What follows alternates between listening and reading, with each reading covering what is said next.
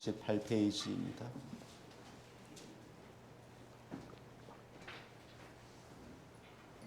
디모데전서 3장 1절에서 7절입니다. 미쁘다 이 말이여 곧 사람이 감독의 직분을 얻으려 함은 선한 일을 사모하는 것이라 함이로다.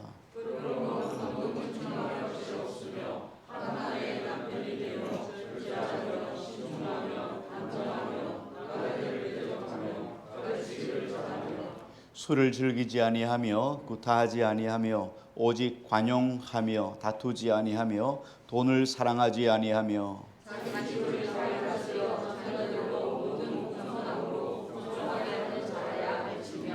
사람이 자기 집을 다스릴 줄 알지 못하면 어찌 하나님의 교회를 돌보리요.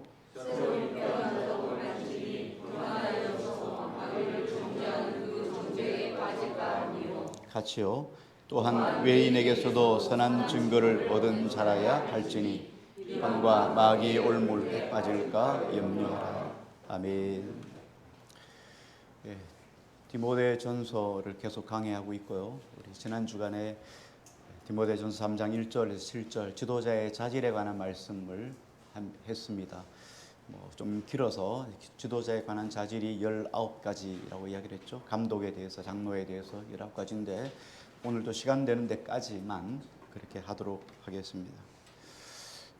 서울의 어느 좀 큰 교회였습니다. 근데 한 집사님이 좀 나이가 늙으셔서 노년에 조금 늙으셔서 교회에 나오시고 그리고 봉사를 하시다 집사의 직분을 받아서 열심히 헌신하고 수고를 했습니다. 그러시다가 나이가 드셔서 돌아가셨습니다. 그날 돌아가신 저녁에 그 아들들이 목사님에게 찾아와서 이런 부탁을 했습니다. 목사님, 우리 아버지가 이름이 대단하신 분이에요. 이름만 이야기하면 사람들이 다 알 수 있을 만큼 명망이 있는 분이시죠. 목사님, 우리 아버지 이름만 되면 세상에 다 아는 그런 정치가인데 집사로 돌아가셨다는 게 좀 마음이 영 걸립니다. 그래서 장례식 때 이제 장례식이 그날 돌아가셨으니까 시작이 되는데 장례식 때 아버지의 그 직분을 장로로 좀 바꾸어 주시면 안 되겠습니까? 그러면 교회에다가 상당한 헌금을 하겠습니다라고 이야기를 했어요. 목사님이 얼마나 갈등을 했겠어요. 얼마나 이거 거절을 해야 되는데 하려고 하진 않았겠죠. 거절을 하려고 했는데 어떻게 이걸 거절할까? 아마도 이 아들들은 이런 생각을 했던 것 같아요. 사람이 군에 같은데 이렇게 돌아가시면 1계급 특진을 하잖아요. 집사에서 돌아가셨으니까 장로로 이렇게 한 것이 아닌가 생각합니다. 아마도 세상이 생각하는 직분이라는 건 세상이 생각하는 세상에서 바라보는 교회를 바라보는 직분은 아마 이런 생각이 아닐까 하는 마음이 듭니다. 세계대 2차 대전이 막 시작했던 때였습니다. 영국과 프랑스가 독일의 전쟁을 시작으로 이렇게 서로 연합하여서 있었을 때 일본의 진주만 공격으로 미국도 참전하게 됐죠. 그래서 미국은 의회에서 어쨌든 파병을 해야 되니까 군인들을 모집하게 됐습니다. 그래서 결국은 의회에서 젊은이들을 모집하기로 그렇게 결정을 내리고 전국에 있는 젊은이들을 전쟁에 하기 위해서 모집을 하고 있었습니다. 많은 젊은이들이 전쟁에 나가서 자유를 위해서 희생해야 될 그런 위기입니다. 대통령이 그 일을 결정해놓고 얼마나 마음이 힘들었겠습니까? 많은 사람들이 나와서 그 젊은이들이 전선으로 가기 위해서 배를 타고 다른 곳으로 가기 위해서 싸우는 곳으로 전장으로 가기 위해서 기차를 타는 그 기차역에 나와서 사람들이 그 추운 겨울에 차를 나눠주면서 그들을 격려하고 위로하는 거예요. 근데 거기에 한 장애인 한 분이 절뚝거리면서 그 젊은이들에게 격려하면서 차를 나누어 주고 있었어요. 그리고 심지어는 직접 코코아를 끓이면서 사람들에게 코코아를 나누어 주었어요. 아무도 그분이 누구인지 몰라요. 그분이 누구였냐면 루즈벨트 대통령이었어요. 그래요. 교회에서 바라보는 직분자, 지도자, 리더는 바로 이런 것이 아닌가 생각이 됩니다. 이름 없이 빚 없이 수고하고 헌신하는 자예요. 신학교가 처음 들어갔을 때 30년이 좀 더 된 시간이었죠. 신학교에 들어가면 제일 먼저 그리고 제일 많이 부르는 찬송이 지금은 좀 바뀌었지만 350장 부름받아 나선 이 몸이었어요. 어디든지 가오리다. 악월골짝 빈들에도 복음 들고 가오리다. 근데 요즘은 악월골짝 빈들은 고사하고 강원도에 있는 사역자들이 잘 오려고 하지 않습니다. 시골이어서. 자, 이런 시대에 우리가 살고 있는데 성경에서 말하는 지도자, 여기서 말하는 것, 오늘 감독은 이렇게 말씀인데 지난주에 설명을 드렸죠. 감독, 장로 같은 의미로 성경에 쓰여졌다 그랬습니다. 그런데 그러면 감독과 장로라고 한다면 이 교회에서 이 말씀을 들으신 사람이 과연 몇 명이 되겠습니까? 그렇죠? 한둘밖에 안 되죠. 그런 의미에서 오늘 이 말씀을 바울이 디모데에게 준 것이 아니라 이 말씀을 듣는 그 주변의 모든 에베소 교회만 아니라 주변의 편지를 돌려 읽으면서 읽는 그 주변의 모든 교회를 향한 편지다. 소아시아에 있는 모든 교회 성도들을 향한 말씀이다. 목사와 장로는 교회의 지도자이지만 여러분들은 세상 속의 지도자예요. 세상 속의 목회자예요. 사람들은 여러분들을 바라보며 예수 그리스도를 기억하고 하나님의 나라를 생각하기 때문에 우리가 세상에서 이런 자질의 수준으로 삶을 살아야 돼요. 근데 우리가 세상이 가지고 있는 수준보다도 못한 수준이 된다면 얼마나 안타까운 일이겠어요. 한때 신학교에서 이런 구호가 있었어요.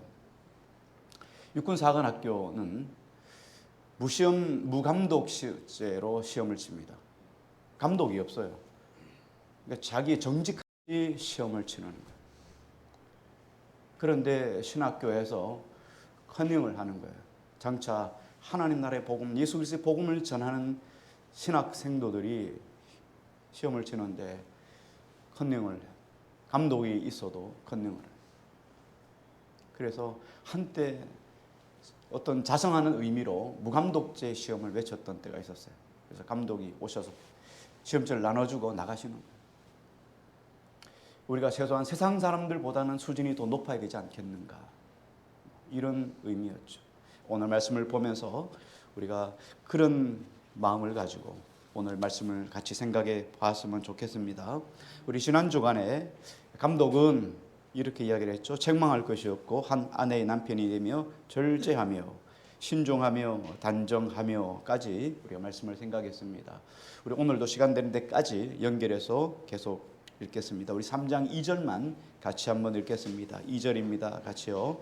시작.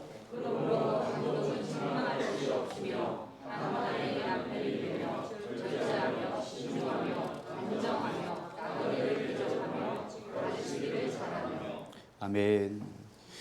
올바른 지도자 한 사람이 서는 것은 하나의 교회가 세워지는 것만큼 중요하고 어려운 일이기도 해요. 한 분의 지도자가 바로 서면 교회가 또 바로 설 수 있는 거예요. 이거는 교회가 숫자가 많고 적음이 아니라 하나님 보시기에 기뻐하시는 교회가 되는 것. 이 바른 지도자, 바른 교회가 되는 것은 같이 맺어져 있기 때문입니다. 그래서 오늘 말씀 지난주에 이어서 오늘은 감독은, 지도자는 나그네를 잘 대접해야 된다, 이렇게 이야기를 했어요. 나그네를 잘 대접하는 것은 기독교의 오랜 전통입니다. 기독교의 전통은 나그네를 잘 대접하는 거예요. 왜냐하면 왜 이런 말씀을 여기다 기록했냐면 1세기의 교회들은 어떤 교회였냐면 1세기 당시의 교회들은 순회 전도사들이 많았어요. 교회들이 많지 않았잖아요. 그리고 교회에 세울 지도자들도 많지 않았잖아요. 예수님이 승천하시고 난 다음에 교회가 세워지기 시작했어요. 예루살렘 교회를 통하여서 또 야고보 사도의 스데반 집사님과 야고보 사도의 죽음을 인해서 교회가 흩어지기 시작했어요. 디아스포라가 생겨나서 비시디 안디옥, 또 수리아 안디옥 쪽으로 흩어져서 그 다음에 바울의 전도 1차 전도여행, 2차 전도여행을 해서 교회가 세워졌죠. 그런데 실상 지도자들이 많지 않아요. 그러니까 한 지도자가 여러 교회를 순회하면서 복음을 전했어요. 그러니까 그들이 예를 들어 삼척에 오면 어디서 잠을 잘 꾸고 어디서 머물면서 복음을 전하겠습니까? 그러니까 나그네 이런 지도자들을 오셨을 때 대접하는 것이 그 당시에 좋은 전통 중에 하나였어요. 그래서 나그네를 잘 대접하고 이렇게 말씀을 했지요. 히브리서 13장에 보면 아브라함이 부지 중에 천사를 대접했다. 그렇게 이야기를 합니다. 아브라함이 천사를 대접했지요. 소돔 고모라 성을 멸망시키기 전에 이 소식을 전하기 위해서 아브라함 집에 도착했습니다. 아브라함이 급히 속히 송아지를 잡아서 급하게 대접했죠. 그런데 그게 누구였냐면 본인은 나그네로 생각했는데 하나님의 천사였죠. 왜 나그네 대접이 교회의 전통이고 교회의 미덕이 되었을까 하는 거예요. 물론 1세기 순회 전도자들이 와서 그들을 대접했지만 이보다도 더 일찍, 더 오랜 전에 나그네를 대접하는 것이 교회의 어떤 성도의 좋은 전통이 된 이유는 자기 정체성 때문입니다. 내가 누구인가? 내가 누구인지 알기 때문에 나그네를 잘 대접한다는 거예요. 그럼 내가 누구인가? 우리는 누구인가? 우리는 이 땅에서 나그네이기 때문이에요. 나그네이니까 나그네를 잘 대접한다는 거예요. 성경에 보면 성경의 출애굽기 22장 21절에 보면 이렇게 말씀합니다. 너는 이방 나그네를 압제하지 말며 그들을 학대하지 말라. 너희도 애굽 땅에서 나그네였었음이니라. 이스라엘 백성들이 가나안 땅에서 애굽으로 내려와서 70년간 430년간 그곳에서 머물러 있잖아요. 70명이 내려와서 큰 60만의 큰 민족을 이룰 수 있었던 것은 뭐예요? 애굽이 배려했기 때문에. 물론 요셉의 은혜도 있겠지만 하나님의 은혜이고 배려이기도 해요. 그곳에서 나그네 삶을 살아서 한 민족을 이루어 출애굽을 할 수 있었기 때문에 너희도 나그네였기 때문에 지나가는 나그네 잘 대접하라는 거예요. 또 너희는 나그네를 사랑하라. 전에 너희도 애굽 땅에서 나그네 되었음이니라. 신명기 10장 말씀이시죠. 그리고 사랑하는 자여 내가 무엇이든지 형제 곧 나그네 된 자들에게 행하는 것이 신실한 일이니라. 형제 곧 나그네를 대접하는 것이 하나님 앞에 신실하다. 또 베드로전서 1장 17절은 이렇게 말씀합니다. 너희 나그네로 있을 때를 두려움으로 지내라. 우리는 이 땅에 영원히 사는 사람들이 아니에요. 우리가 실상은 다 자기의 조국이 있죠. 자기 민족이 있습니다. 우리가 대한민국이라고 이야기하죠. 우리는 대한민국 여권을 가지고 살아갑니다. 그런데 이건 임시방편이고 여기서 우리가 사는데 얼마 삽니까? 아무리 살아도 100년을 조금 왔다 갔다 하면서 그 정도밖에 못 살아요. 우리의 나라는 영원한 천국이에요. 우리는 그곳에 우리의 호적을 두고 살아가는 거예요. 주님이 이미 우리를 위해서 정원하시고 약혼하시고 난 다음에 우리를 예비하기 위해서 천국 잔치 결혼식을 위해서 집을 예비하러 가셨다는 거예요. 이 땅에서 우리가 좁은 평수에 살고 월세에 살고 전세에 살아도 여러분 연연할 이유 없어요. 주님이 우리를 위해서 영원한 면선을 준비해 놓고 계시기 때문에요. 그래서 그 나라를 꿈꾸며 살아가는 존재이기 때문에 우리는 다 이 땅에서 나그네예요. 그래서 나그네된 형제 자매를 서로 위로하고 격려하고 대접하는 것은 지극히 당연하다는 거예요. 왜? 나도 나그네이기 때문에. 나그네된 형제 자매를 서로 대접하는 것은 지극히 아름다운 모습이라는 거예요. 히브리서 11장 13절 이 사람들은 다 믿음을 따라 죽었으며 약속을 받지 못하였으되 그것들을 멀리서 보고 환영하며 또 땅에서는 외국인과 나그네임을 증언하였으니. 나그네이기 때문에 우리가 서로 섬겨야 된다. 그런데 하나님은 이렇게 나그네였음에도 섬기는 것에 대해서 하나님이 또 그냥 있지 아니하시고 복을 주시는 거예요. 마태복음 25장에 보면 양과 염소의 비유가 있습니다. 하나님께서 마지막 때 심판대에 서서 오른쪽에는 양, 왼쪽에는 염소가 있는데 양과 염소를 심판하시는 게 마태복음 25장 천국에 대한 비유예요. 그때 오른쪽에 있는 사람들을 향해서 예수님이 이렇게 말씀합니다. 양들을 향해서 이렇게 말하죠. 내가 줄일 때 너희가 먹을 것을 주었고 목마를 때 마실 것 주었고 나그네 되었을 때 너희가 나를 영접했고 내가 벗었을 때 옷 입혔고 병들었을 때 돌아보았고 옥에 갇혔을 때 와서 돌보아 주었느니라. 그랬더니 오른쪽에 있는 양들이 이렇게 말합니다. 주님이 언제 목이 마르셨고 주님이 언제 배고프셨고 주님이 언제 나그네 언제 옥에 갇히셨고 언제 저를 찾아왔습니까? 그때 이렇게 말씀을 하셨죠. 하나님이 이렇게 말씀합니다. 너희가 이 어린 소자에게, 이 작은 소자에게 한 것이 곧 나에게 한 것이라. 지나가는 나그네에게 한 것이 곧 하나님께 한 것이라는 거예요. 왼쪽에는 염소에게 이렇게 이야기를 합니다. 너희는 내가 배고플 때 먹을 거 주지 않았고, 목마를 때 마실 거 주지 않았고, 나그네 되었을 때 영접하지 아니했고, 벗었을 때 옷 입히지 아니했고, 병들었을 때 돌아보지 아니했고, 옥에 갇혔을 때 너희가 와서 보지 아니하였느니라. 그렇게 말씀했더니, 아니 주님, 언제 우리가 안 돌아봤습니까? 그때 주님이 이렇게 말씀하셨죠. 이 어린 소자에게, 이 작은 소자에게 하지 않은 것이 곧 나에게 하지 않은 것이다. 그래서 주님은 오른쪽에 있는 자에게 나와 함께 영원한 생명으로, 영원한 곳으로 함께 들어가시겠다고 약속해 주고 계셔요.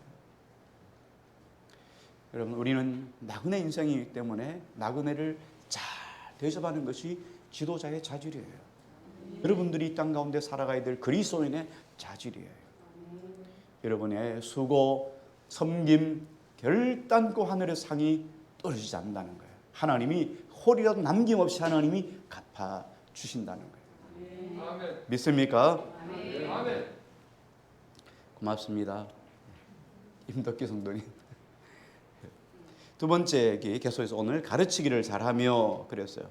감독은 어떻든 하나님 말씀을 가르치는 자이죠. 그런데 보면 우리가 이런 말을 알죠. 최고의 교사는 최고의 학생이다라는 말이 있죠. 잘 가르치는 사람은 잘 배우는 사람이에요. 잘 배우는 사람이 잘 가르치기 때문이죠. 왜 우리가 가르치는 사람은 계속 배워야 되냐면, 잘 배우지 않고 가르치기만 하면은 독선에 빠질 수 있어요. 자기가 가진 지식이 전부인 줄 알고 있어요. 어떤 연예인이 뭐 그런 이야기를 했죠. 세상에서 제일 무서운 사람이 어떤 사람인 줄 아느냐? 책을 한 권도 안 읽은 사람이 아니다. 제일 무서운 사람은 책을 딱 한 권 읽은 사람이에요. 그게 전부인 줄 아는 사람이 제일 무서운 사람입니다. 가르치지 않고 우리가 배우기만 하면 어떻게 했습니까? 가르치지 않고 배우기만 하면 성장이 없어요. 성숙이 없어져요. 그래서 가르치는 사람은 끊임없이 배워야 되고, 또 배운 사람은 끊임없이 가르쳐야 돼요. 그래서 감독은 우리가 진리를 잘 분별하고 파악하는 지성적인 능력도 있어야 되겠지만, 더불어 분별되고 파악된 말씀을 잘 전달하는 사람이 바로 감독이어야 해요.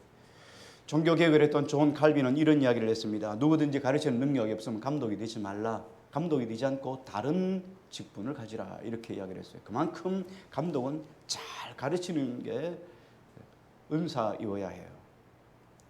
신학교에서도 뭐 그런 분들이 있습니다. 교수님이 외국에 유학을 다녀오셔서 정말 그 분야에서는 탁월하신 분이 계셔요. 정말 두 손에 든다고 하면 서로를 만큼 탁월하신 분이 있어요. 그리고 그분의 책은 정말 복음에 대해서 아주 시원케 해주시는 분이 있어요. 속이 다 뻥 뚫릴 정도로 복음을 명확하게 알고 계시고 명확하게 보여주시는 책을 쓰신 분이에요. 그런데 강의는 다 주무셔요. 다 잠자요. 거의 한 사람도 없이 다 잠자요. 그분은 뭔 소리를 하는지 모르겠어요. 그러니까 책 쓰는 거하고 가르치는 건 다른 거예요. 가르치는 것을 안 하면 좋겠어요. 오히려 가르치는 것 때문에 그분의 책이 더 잘 안 팔려요. 정말 좋은 책인데. 그만큼 감독이 정말 중요하게 여겨지는 것이 뭐냐면 진리를 잘 가르치는, 잘 전달하는 능력이 있어야 됩니다. 이게 가르치는 자의 모습이죠. 그래서 감독은 물론 잘 가르치는 거 중요합니다. 잘 가르치고 잘 전달하는 거 정말 중요한데, 이 잘 전달하고 가르치기 위해서 또 필요한 게 뭐냐면 기도해야 되는 거예요. 왜냐하면 우리가 지식을 잘 가지고 있다고 해서 잘 전달한다고 해서 다 끝나는 게 아니에요. 왜? 잘 받아들이고 그 말씀을 자기 속에 마치 목과 같이 잘 박혀서 그 말씀을 가지고 삶에 적용할 수 있도록 그렇게 할 수 있게 하시는 것은 본인의 능력이 아니고 성령 하나님의 능력이기 때문에요. 성령의 능력이기 때문이에요. 그래서 지식을 많이 안다고 해서 여러분 잘 가르친다고 해서 여러분 다 알고 있는 게 아니에요. 가르치는 것은 지식을 나누는 것이지만 그 지식이 사람들의 마음속에 잘 적용되게 하시는 것은 성령 하나님이시죠. 그래서 잘 알아야지만 되지만 또 기도하셔야 돼요. 전달할 때 기도하고 준비해서 이 말씀이 가슴에 잘 박힐 수 있도록 그렇게 기도해야 됩니다. 많은 사람들이 지식으로만 전달하다가 지식으로만 증거하다가 낭패를 당하는 경우가 바로 이런 경우이죠. 자, 이렇게 바울이 긍정적인 감독에 관한 말씀을 쭉 전달하고 내려오다가 이제 감독이나 장로들에 대해서 교회 지도자들이 경계해야 될 부정적인 면에 대해서 고담 기록하고 있어요. 우리 3절 말씀 한번 같이 볼게요. 3절입니다. 시작. 술을 즐기지 아니하며 수다하지 아니하며 오직 간구하며 다투지 아니하며 돈을 사랑하지 아니하며. 예, 첫 번째 술을 즐기지 않는다. 부정적인 면 첫 번째 술입니다. 여러분 술 아시죠? 중건동 지방이나 또 이스라엘, 유럽 쪽은 대부분 석회석 지대가 많아요. 그래서 그분들은 석회석이 많으니까 물을 생수로 잘 안 마시죠. 요즘은 잘 걸러가지고 생수를 판매하니까 그렇지만 그 당시에는 일반 우리처럼 지하수를 잘 마시지 않습니다. 왜냐하면 석회석이 많기 때문에. 그래서 석회석이 안에 들어가면 쌓여서 몸 안에 또 나쁜 폐단이 있잖아요. 그래서 석회석이 있는 물이 많기 때문에 그래서 포도주를 많이 마십니다. 대부분 포도주를 마실 거예요. 그래서 여기도 마찬가지예요. 술, 성경시대에 술 많이 마셨습니다. 포도주. 근데 술의 의미보다는 그 음료를 대신해서 마시는 거죠. 그런데 이렇게 술 이야기가 나오면 성경에 아주 이 부분에서 민감한 분들이 상당히 많아요. 성경에 술 취하지 말라고 했지 술 먹지 말라고 한 데가 어디 있습니까? 라고 술 이야기를 이렇게 하시는 분들이 많아요. 맞습니다. 바울도 디모데후서에 보면은 이 디모데가 상당히 유약해요. 성격이 상당히 온순하고 또 심약해요. 그래서 신경을 많이 씁니다. 작은 문제가 오면 신경이 써서 두렵고 떨리고 힘들고 이래서 병이 자주 났습니다. 그래서 바울이 내 자주 나는 병을 위해서 포도주를 마시라. 이런 말씀이 성경에 기록되어 있어요. 디모데전서 5장 23절 이제부터는 물만 마시지 말고 내 위장과 자주 나는 병을 위하여는 포도주를 조금씩 쓰라. 그런데 포도주 마시는 거 괜찮아요. 그런데 중요한 건 뭐냐면 절제해야 돼. 절제요. 절제가 되면은 뭐든지 양약이 되는 거죠. 그런데 우리 인간은 절제가 돼요, 안 돼요? 우리 인간은 절제가 안 된다는 게 문제예요. 한번 시작하면 끝을 보잖아요. 그렇죠? 이게 우리 인생의 모습이라는 거예요. 전도서 1장 8절에 보니까 솔로몬이 우리 인생을 보면서 이렇게 이야기를 했어요. 모든 만물이 피곤하다는 것을 사람이 말로 다 말할 수 없도다. 눈은 보아도 족함이 없고 귀는 들어도 가득 차지 아니하도다. 여러분 눈으로 하루 종일 머리 보고 다니면서 이제 나 더 이상 눈이 피곤해서 난 아무것도 싫어 이렇게 하는 분들 봤습니까? 그래서 아무리 피곤해도 또 TV는 보고 주무셔야 되잖아요. 그렇죠? 또 보고 드라마 또 보고 또 보고 그렇죠? 그래도 여러분 어떻게 만족감이 있습니까? 시큰받다 이런 건 있습니까? 없죠. 귀를 아무리 많이 들어도 여러분 시건들었다 있습니까? 절제가 없으면 하나님의 마음이 없으면 우리 인생은 절제가 없기 때문에 이렇게 빠질 수밖에 없는 인생이에요. 전도서 5장 10절에 보니까 은을 사랑하는 자는 은으로 만족하지 못하고 풍요를 사랑하는 자는 소도로 만족하지 못하니 이것도 헛되도다. 여러분 물질도 그렇잖아요. 얼마가 있으면 여러분 만족할 것 같아요? 얼마가 있으면 여러분 만족할 것 같아요? 그죠? 평생에 록펠러가 그런 이야기를 했다고 그래요. 돈이 많이 계속 벌고 있잖아요. 당신은 돈 안 벌어도 이제 잘 굴러가고 잘 되는데 얼마나 더 벌어야 그만하겠냐고. 요만큼만 더 벌어. 조금만 더. 여러분 물질에 어떤 것이 물질만 아니라 모든 것에 만족이라고 하는 것이 없죠. 결국은 인생이라는 것은 어느 순간에 가서 자기 절제라는 것에 딱 부딪혀서 절제해서 적당한 선에 가서 멈춰서야 되는데 절제가 안 되니까 결국은 낭패를 당하게 되는 것이죠. 술 이야기도 마찬가지입니다. 여기 술을 즐기지 않는다라는 말은 헬라어 원어에는 이렇게 나와 있습니다. 파로이노스 메라고 이야기를 했는데 술에 빠지지 않는다, 술에 젖어 있지 않는다라는 말이에요. 이사야 성경 5장 22절에 보니까 이사야 선지자는 이렇게 이야기를 합니다. 포도주를 마시기에 용감하며 독주를 잘 빚는 자들은 화 있을진저. 술 잘 만드는 사람도 화가 있고 마시기에 용감한 자도 화가 있다는 거예요. 잠언 23장 21절 술 취하고 음식을 탐하는 자는 가난해질 것이고 잠자기를 즐겨하는 자는 헤어진 옷을 입을 것임이라. 특히 국가의 공적인 일들을 감당하는 왕, 이런 사람들은 더 술에 조심해야 돼요. 술을 마시다가 어떤 법을 망각하게 되죠. 그래서 공의를 훼손할 수 있기 때문에 이런 사람일수록 더 술을 절제하는 절제 능력이 커야 돼요. 잠언 31장 4절 5절을 보니까 르무엘의 어머니가 르무엘에게 쓴 편지죠. 르무엘아, 포도주를 마시는 것이 왕들에게 마땅하지 아니하고 왕들에게 마땅하지 아니하며 독주를 찾는 것이 주권자들에게 마땅하지 않도다. 술을 마시다가 법을 잊어버리고 모든 곤고한 자들의 송사를 굽게 할까 두려우니라. 술 먹고 이렇게 법을 그냥 이렇게 굽게 한다는 거예요. 정석대로 공의대로 판단하지 못할까 두렵기 때문에 술 마시지 말라 이 말이에요. 바울도 고린도 교회를 향해서 술 취하는 사람은 사귀지도 말라 이렇게 이야기를 했어요. 그 사람들하고 같이 다니지도 말라.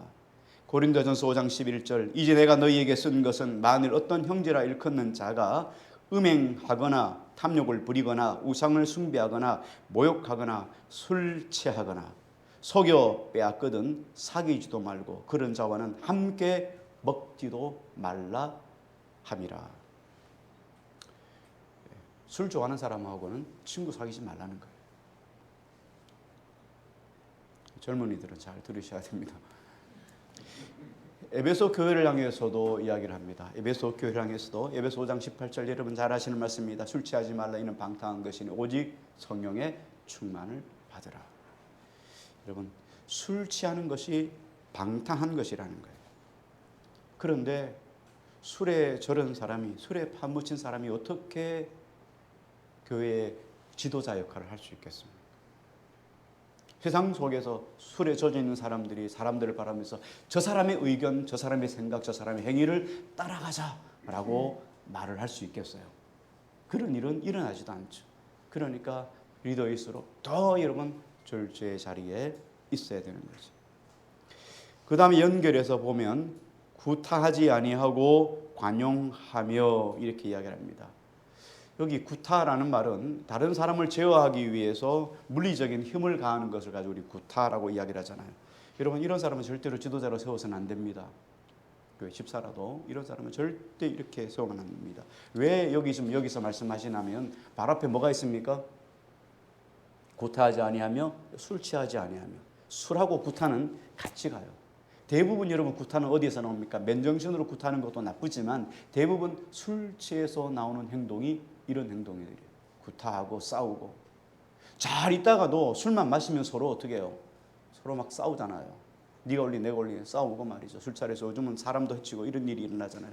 술에 취하면 정상적인 사고가 마비됩니다. 그래서 폭력적인 언어를 쓰고 과격한 행동을 함으로 자기 표현을 의사하게 되는 거죠. 그래서 술 취하는 문제하고 구타하는 문제를 같이 연결해 놓았습니다. 물론 술 취하지 않고도 폭력을 가하는 사람이 있습니다. 이것도 나쁘지만 술 취해서 완력으로 어떤 문제들을 해결하려고 하는 사람, 문제가 되는 거죠. 여러분 생각해 보세요. 교회에서 성도를 다스리는데 완력으로 다스립니다. 안 하면 죽어 이렇게 하면 여러분 어떻게 했어요? 아 이거 겁나 해야지 이렇게 여러분 생각하시는 사람이 있습니까?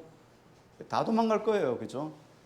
여러분 교회가 이런 일이 일어나면 폭력이 난무하지 않겠어요? 재직해 하다가 이 의견에 동의하는 거잖아요. 동의 안 할 겁니까? 이렇게 하면 여러분 어떻게 하겠어요? 한번 싸우고 나서 한번 하고 이러면 재밌을 수 없죠. 여러분 교회에서는 이런 모습이 절대로 있어서는 안 돼요. 교회는 여러분 어떤 것이든지 여러분 이런 일이 있어서는 안 돼요. 뭐 실제로 구타하는 일만 여러분 폭력이 아닙니다. 언어 폭력도 있어요. 여러분 말 정말 조심하셔야 돼요. 말로 사람의 마음을 비수같이 찌르는 일은 그리스도인 지도자는 절대로 해서는 안 돼요. 다시 안 볼 거라도 여러분 이런 말을 써서는 안 돼요. 왜? 안 볼 수는 있죠. 그러나 우리는 그리스도인이기 때문에요. 하나님의 사람이기 때문에요. 여러분, 언어 폭력이 사람을 때리는 것만큼 여러분 무서운 겁니다. 여러분 잘 아시죠? 서초 초등학교 때렸습니까? 학부모가 때렸습니까? 수많은 연예인들이 때렸습니까? 때려서 돌아가셨습니까? 댓글을 아주 혐오스럽게 쓰고. 그게 여러분 언어 폭력이 사람을 구타하는 물리적인 폭력만큼이나 무서운 거예요. 멘탈이 약한 사람은 다 이런 일이 있을 수 있어요. 그래서 여러분 그리스도인들은 절대로 말로도 여러분 그래서는 안 돼요. 그래서 연예인 한 분이 그런 이야기 했잖아요. 뭐로 치지 말라고, 때리지 말라고요? 예, 꽃으로 때리지 말라고. 손망망이로 때리면 안 됩니다. 그렇죠? 절대로 여러분 해서는 안 돼요. 그래서 지도자 될 사람들은 관용하셔야 돼요. 계속해서 보면 다투지 아니하며, 감독과 장로, 특히 교회의 지도자가 되실 분들은 다른 사람의 관계에서 절대로 경쟁해서는 안 됩니다. 대립하고 서로 이렇게 부딪혀서는 안 된다는 거예요. 성경이 여러분 잘 아시는 것처럼 누가복음 22장에 보면 예수님의 제자들이, 예수님이 지금 예루살렘 계속 복음을 증거하면서 예루살렘으로 가고 있습니다. 예루살렘에 가면 이제 예수님이 십자가 못 박혀 죽으시는 거예요. 예수님은 지금 십자가의 길을 가고 있는 거예요. 십자가를 가고 있는데 제자들은 뒤에서 그 길 가는데도 계속 뒤에서 서로 싸워요. 뭔 일로 싸웠냐면 누가 우리 중에 리더일까? 누가 우리 중에 으뜸이냐? 계속 이런 일을 하고 있어요. 이게 한 번이 아니고 가면서 계속 야고보와 요한의 어머니가 와가지고 우리 아들을 예수님 나라가 임하면 하나는 좌정성, 하나는 우정성 이렇게 좀 세워지게 해달라. 예수님이 내가 하나님 나라 언제 올지 모르지만 내가 줄 거다. 아버지께서 쓰시자를 쓰시겠다. 이렇게 말씀하시죠. 끊임없이 제자들이 예수님과 함께 먹고 마시며 살아가던 제자들도 이랬다면 우리는 또 어떻겠어요? 얼마든지 그럴 수 있잖아요. 생각하셔야 돼요. 나도 그럴 수 있다고 생각해야 돼요. 그러나 여러분 경쟁하면 안 돼요. 대립하면 안 돼요. 누가복음 22장 24절에 보니까 그들 가운데 그중 누가 크냐는 다툼이 일어났다. 잠언 성경에 보면 이렇게 이야기를 합니다. 잠언 10장 12절에 미움은 다툼을 일으켜도 사랑은 모든 허물을 가리우느니라. 다툼이 어디서부터 출발한다고요? 미움에서부터 출발한다는 거예요. 또 지혜자는 다툼은 미련하고 교만한 자의 증거라고 이야기를 합니다. 그래서 이렇게 다툼을 멀리하는 것이 사람에게 영광이다. 이렇게 다투는 사람하고는 여러분 다시 만날 필요 없습니다. 왜? 만나면 또 싸워요. 다투는 사람은 여러분 만날 필요 없습니다. 여러분 서로 의견을 서로 대장하고, 사람이 그렇잖아요. 사람이라는 게 자기 의견만 다 옳은 거예요. 여러분 내가 반드시 옳다는 여러분 증거가 뭐 있습니까?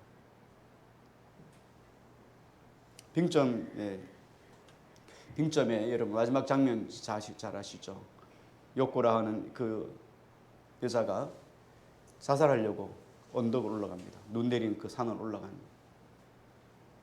인생 살기 싫어서 목숨을 끊으려고 언덕을 올라갑니다.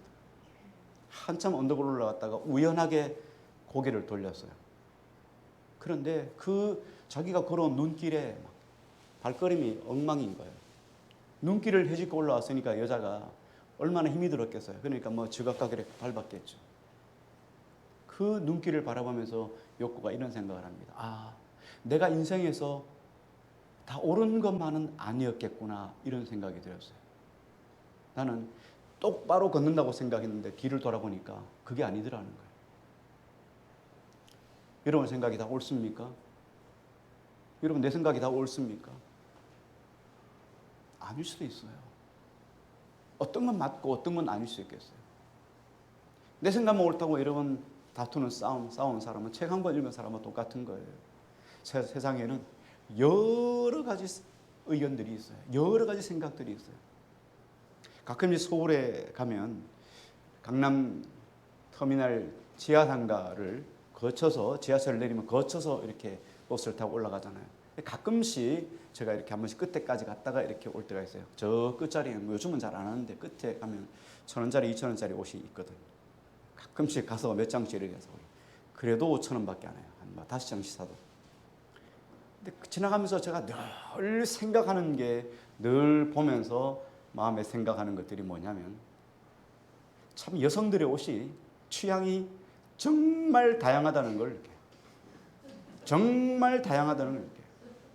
그냥 젠틀한 옷도 있고 뭐 여성처럼 이렇게 남자처럼 젠틀한 옷도 있고 어떤 거는 막 아프리카 같은 옷도 있고 그래도 되니까 팔리겠죠. 막 멕시코 옷 같은 옷도 있고 완전히 막 형형색깔 이런 컬러풀한 옷도 있고 여러 가지 옷 가게가 있어요. 한 옷만 있는 게 아니잖아요.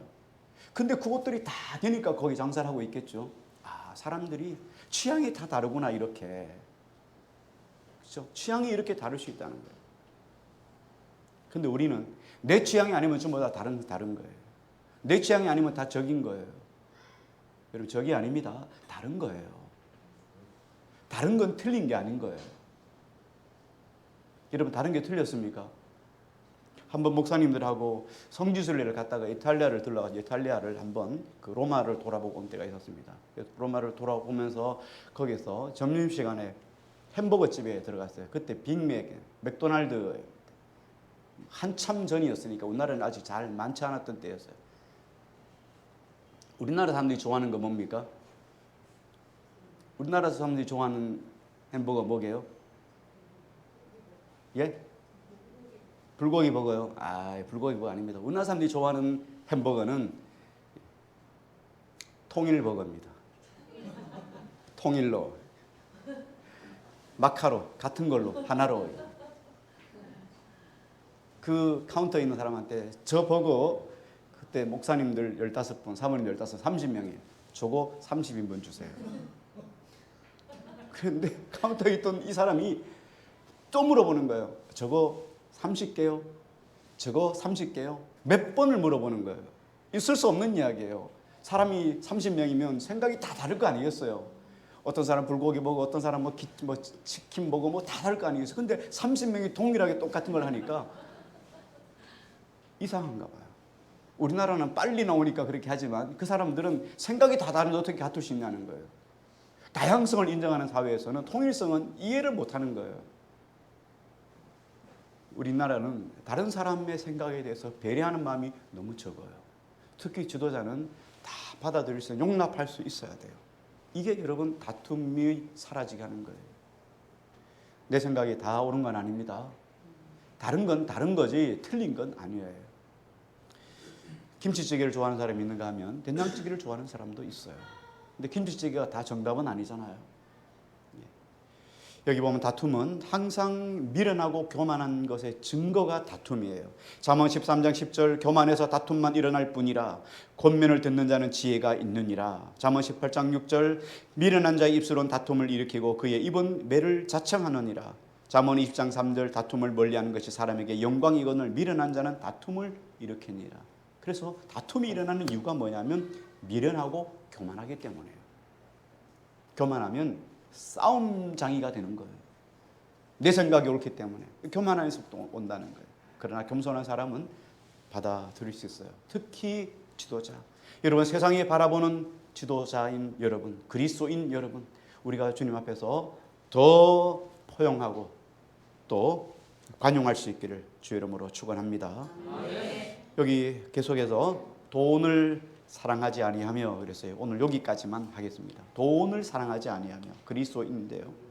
특히 여기서 목사, 장로, 감독은 이 이야기잖아요. 1순위로 목사와 장로예요. 교회 지도자는, 감독은, 장로는 돈 사랑하면 안 돼요. 어떤 종류이든지 자기의 이익만을 위해서 추구하고 살아가는 사람들이 아니어야 합니다. 돈 사랑한다는 것은 뭐냐면 마지막 때의 특징이에요. 세상이 종말이 가까우면 종말의 증상 중에 하나가 돈 사랑하는 거예요. 디모데후서 3장 1절 2절 너는 이것을 알라 말세에 고통하는 때가 이르러. 마지막 때가 되면 사람들이 자기를 사랑하며, 다른 말로 말하면 사람들이 자기밖에 모르며, 이 말이에요. 다른 사람을 배려하는 것 일도 하지 않아요. 자기가 다 옳은 거예요. 자기 중심으로 가지 않는 건 전부 다 바토예요. 이게 마지막 때의 정상이에요. 자기를 사랑하며 돈을 사랑하며. 두 번째가 돈 사랑이에요. 뭐 그 뒤로 쪼개서요. 자랑하고 교만하고 비방하고 부모 거역하고 감사하지 않고 거룩하지 아니하며 이렇게 나왔는데, 여기서 지금 핵심적으로 말하는 건 돈 사랑하며. 근데 돈을 사랑하는 것은 성경에서 결론은 악의 뿌리라 이렇게 말합니다. 돈은 악의 뿌리다. 돈을 사랑하는 것은 악의 뿌리고 모든 일의 근원이 된다 이렇게 이야기합니다. 디모데전서 6장에 보면 6장 10절에 돈을 사랑함이 일만 악의 뿌리가 되나니. 모든 악의 출발이 어디냐? 돈을 사랑하는 것에서 출발한다는 거예요. 이것을 탐내는 자들은 미혹을 받아 믿음에서 떠나 많은 근심으로서 자기를 찔렀도다. 돈 사랑하면 많은 사람들이 돈 사랑, 여러분 돈 좋아하지 않는 사람 있어요? 돈 좋아하시죠? 네, 돈 좋아해요. 사랑하진 않아요. 그렇죠? 여러분 아내, 남편, 자식, 자녀 사랑하죠. 돈을 사랑하면 안 돼요. 돈은 여러분 도구에 불과한 거예요. 그런데 돈을 사랑하는 것이 모든 잘못된 일의 출발이라는 거예요. 돈을 사랑하면 결국은 어떻습니까? 믿음에서 떠나게 되는 거예요. 많은 사람들이 돈 때문에 믿음에서 떠나요. 뭐 믿음에서 떠나려고 작정했겠습니까? 아니요. 믿음에 떠나려고 작정하지 않았어요. 돈을 사랑하다 보니까 어느새 자기가 믿음에 떠나 있는 것을 나중에 발견하는 거예요. 여러분 절대로 믿음 떠나지 않아요. 우리 믿음 떠나지 않아요. 그런데 돈을 사랑하다 보면 언제 내가 믿음에 떠났는지 몰라요. 주일 언제 지켰는지도 몰라요. 언제 내가 교회 나갔는지 흔적도 없을 때가 있을 수 있어요. 그래서 여러분 이걸 절제하고 싸운다는 건, 돈하고 싸운다는 건 여러분 정말 어렵고 힘든 일이에요. 정말 힘든 게, 더위와 싸우는 게 힘들잖아요. 그죠? 돈하고 싸우는 건 여러분 정말 힘든 일이에요. 그만큼 어려운 일입니다.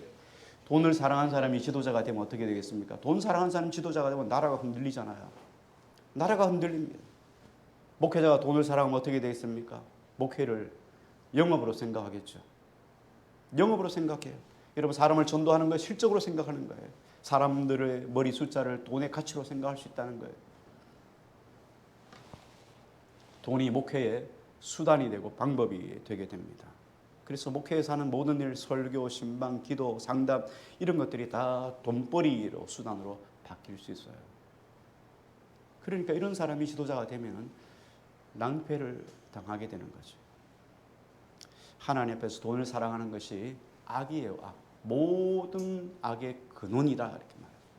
그런데 목회자가 이러면 안 되죠. 감독이나 장로가 돈을 사랑하면 안 돼요. 목사는 그렇지만 여러분도 마찬가지예요. 돈을 사랑하시면 안 돼요. 돈을 여러분 나를 통하 흘러나르는 하나님의 통로로 생각하셔야 돼요. 쓰고 빌려주면 더 풍성해져. 하나님의 원칙이에요. 교회에서 장로나 집사들이 돈을 사랑하면 교회를 기업으로 생각하게 돼요. 그렇게 되면 여러분 어떤 일이 일어나는가? 교회가 올해 헌금을 얼마나 남겼는가? 예산을 얼마나 달성했는가? 헌금이 얼마나 나왔는가? 여기에 관심을 갖게 됩니다. 교회는 기업이 아닙니다. 교회는 이문을 추구하는 것이 아니에요. 결산해서 이익을 남기는 것이 교회가 아니에요. 교회는 여러분 다 써버려야 돼요. 끊임없이 쓰고 나누어주고 베풀고 흘러내리는 통로 역할을 하는 것이 교회예요. 교회가 자꾸 여러분 모아서 자꾸 뭘 모으려고 하면 문제가 생겨요. 제 합동측 교회에도 유명한 교회가 있습니다. 아주 유명한 교회. 그 교회는 연말이 되면 다 털어버립니다. 다 털어버리고 예산 100만 원만 남겨두고 결산 100만 원만 남겨두고 나머지는 다 나눠버리는 거예요. 다 없어요. 다시 새로 시작하는 거예요. 우리 교회하고 조금 다릅니다. 우리는 세도 내야 되니까 그렇게 못하겠지만 어쨌든 여러분 교회는 돈을 모으는 것이 아닙니다. 예산을 달성하는 것이 아니에요. 뭘 이익을 남기는 것이 아닙니다. 여러분 어떤 우리가 목적을 위해서 필요할 때는 여러분 주머니 터셔야 돼요. 한 번밖에 안 한 거 내가 기억하고 있습니다. 여러분이 터셔서 헌신하셔야 돼요. 왜? 저는 여러분한테 주머니 털라고 자꾸 독촉할 거예요. 왜? 그래야 하나님 복을 주시니까. 심기는 한 개를 심었지만 하나님은 30배, 60배, 100배의 결실을 맺게 하시는 분이시니까. 목사는 이거 잘해야 돼요. 잘 긁어내야 돼서 끊임없이 긁어서 세상으로 헌신하고 섬기도록 하는 것이 목회자예요. 왜? 그래야 여러분들이 복을 받으니까. 아프죠. 씨를 뿌리는 게 아프죠. 섬기는 게 아픈 거예요. 그러나 울며 씨를 뿌리러 나가는 자는 기쁨으로 단을 가지고 돌아오는 거예요. 그래서 끊임없이 흘러내려야 되는데 우리가 돈을 사랑하지 않는 비결이 뭐냐? 돈을 사랑하지 않을 수 있는 비결이 뭐냐? 성경에서 나오는 답은 하나입니다. 하나. 돈 사랑하지 않을 수 있는 비결 딱 하나입니다. 히브리서 13장 5절인데요. 돈을 사랑하지 말고 있는 바를 족한 줄로 알라. 자족하라는 말이에요. 바울이 이런 이야기를 하잖아요. 내가 비천에 처할 줄 알고 풍족에 처할 줄 알아. 있을 때는 풍성하게 쓰고 없을 때는 자족하는 거예요. 없으니까. 없을 때 있을 때를 생각하니까 불평이 나오는 거예요. 있을 때 없을 때를 생각하니까 교만한 거예요. 그러니까 있을 때나 없을 때나 동일한 마음을 가지는 거죠. 자족하라 하는 거예요. 여기서 족한 줄로 알라. 히브리서 13장 5절에 족한 줄로 알라는데 족하다라는 말이 여기 보면 헬라에 뭐라고 나와 있냐면 알케오라는 단어를 썼어요. 근데 알케오라는 단어가 어디서부터 나온다면 아이로라는 단어에서 나왔어요. 이 알케오라는 단어는 족한 줄 알라, 족하다라는 말은 격퇴하다, 만족하다 이런 뜻이에요. 뜻이 조금 다르죠. 자족이라는 말이 어떻게 만족하다 물론 있죠. 격퇴하다라는 말 단어 썼을까? 근데 여기에서 어디서 나왔냐면 이 단어가 아이로라고 하는 단어에서 파생이 됐어요. 이 아이로는 단어가 뜻이 뭐냐면 들어 올리다라는 말이에요.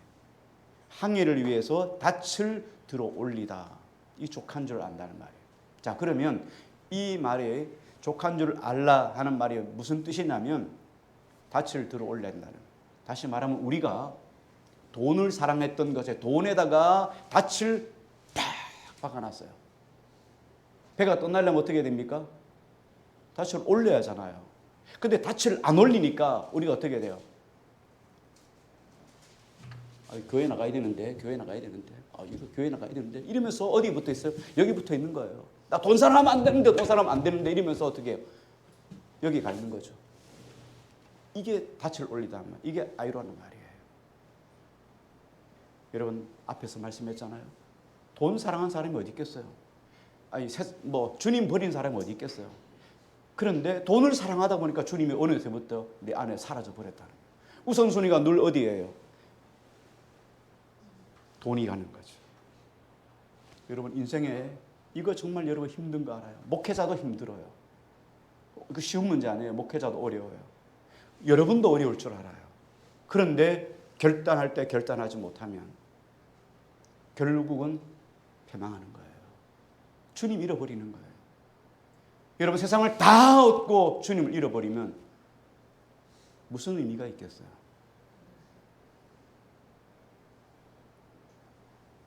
족한 줄 알라는 거예요. 정말 우리가 진짜 족한 줄 알고 여겨야 될 것은 돈보다도 여러분에서 가장 중요한 것 한 가지 잃어버리지 마셔야 돼요. 예수 그리스도예요. 그분 잃어버리면 다 사라져 버리죠. 주님 한 분만으로 인생 살아갈 동안에 자족하는 주님에게 닻을 내리고 돈에게선 닻을 들어 올리는 아이로가 되기를 주 이름으로 축원합니다.